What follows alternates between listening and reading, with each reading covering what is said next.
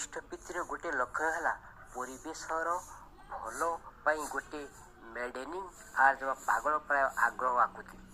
ସେହି ଆକୁତି ତାର ଶକ୍ତିକୁ ଆହୁରି ଉଛୁଳେଇ ତୋଳେ। ତାର ପ୍ରଧାନ ଉଦ୍ଦେଶ୍ୟ ଥାଏ ଇଷ୍ଟ ତୃପ୍ତି ଉତ୍ପାଦନ। ସେବାରେ ଅହଙ୍କାର ବା ଆତ୍ମପ୍ରତିଷ୍ଠା ବୁଦ୍ଧି ତାକୁ ହିଁ କମ୍ ଅଭିଭୂତ କରେ।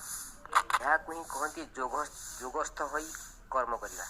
ଏହା ଭିତର ଦେଇ ଅର୍ଥ ଓ ପରମାର୍ଥର ସମନ୍ୱୟ ହୁଏ ଜୀବନରେ।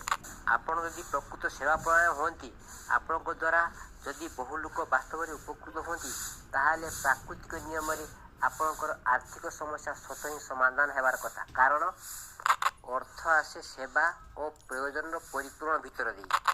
ପୁଣି ସେହି ସେବା ପଛରେ ଆତ୍ମସ୍ୱାର୍ଥ ଓ ଆତ୍ମପ୍ରତିଷ୍ଠା ବୁଦ୍ଧି ନଥାଇ ଯଦି ଇଷ୍ଟସ୍ୱାର୍ଥ ଓ ଇଷ୍ଟପ୍ରତିଷ୍ଠାର ବୁଦ୍ଧି ପ୍ରବଳ ହୁଏ, ତେବେ ତା ଭିତର ଦେଇ ଆସେ ପରମାର୍ଥ ଅର୍ଥାତ୍ ଇହ ଜୀବନରେ ସାର୍ଥକତା। ଜୀବନ ଧନ୍ୟ ହୋଇଯାଏ, ଆଉ ସେଇ ତ ପରମାର୍ଥ। ପରିସଂଖ୍ୟାନରୁ ଜଣାଯାଇଛି, ଯେଉଁମାନେ ପ୍ରକୃତ ଯାଜକ ସେମାନେ ସବୁଠାରୁ ଲଙ୍ଗଲିଭ୍ଡ ବା ଦୀର୍ଘଜୀବୀ ହୁଅନ୍ତି।